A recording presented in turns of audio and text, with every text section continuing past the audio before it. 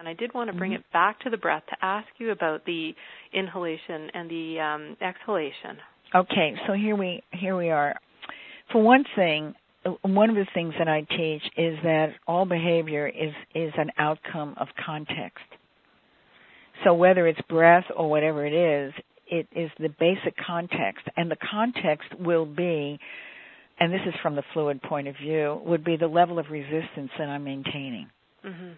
So within, and I say that because of all of the technology, all the electromagnetic infusion that we're constantly absorbing, we are on speed all the time. Mm-hmm. And so it creates compression within the fluid molecules, which creates resistance.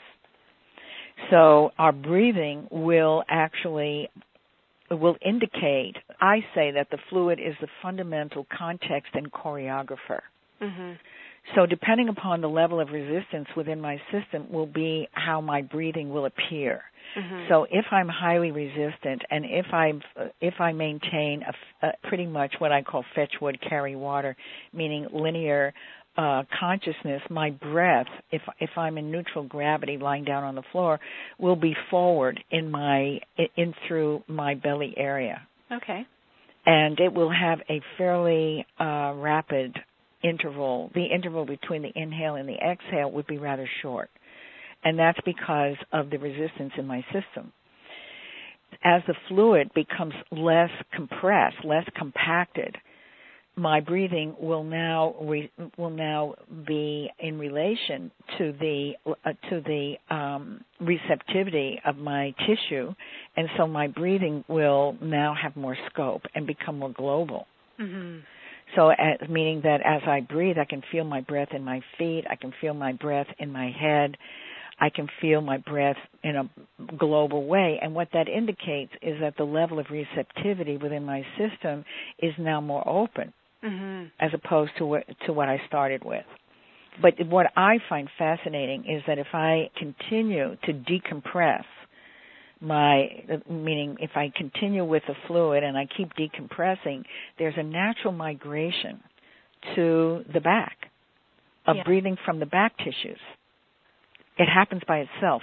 In other words, the compression, what I see is that our compression locks us in time in a certain mm-hmm. way and within mm-hmm. a certain style. And that I'm only speaking from the fluid point of view. Mm-hmm. And as there's less resistance in the fluid, there's more ease in the system, more receptivity. The breath becomes more open and global. And then as there's less and less resistance, breath will migrate mm-hmm. to the back. Mm-hmm. And so, in a sense, the three anatomies really are different styles of resistance. Oh, okay. You could use that analogy. So that depending upon the constellation of fluid, and see the problem now with the bodies now, because of our exposure to so much electromagnetic computer, the phone, the iPhones and all the various devices, those are all speed. Yes. So we speed up in order to manage it, and then we stay in speed. Mm. See, our system, and in this case, we would use what I find mind-boggling is that the primary movement of the cell is almost never taught. I mean, I've been with all kinds of people in all kinds of body alternative therapies, and the cellular phase movement is never taught, and that's like it. That's mm-hmm. it.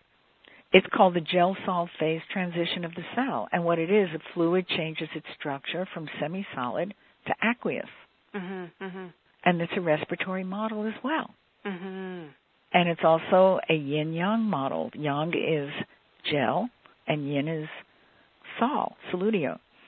And so, I mean, this is so basic. And so what's happening now in our culture is that people are pretty much in gel.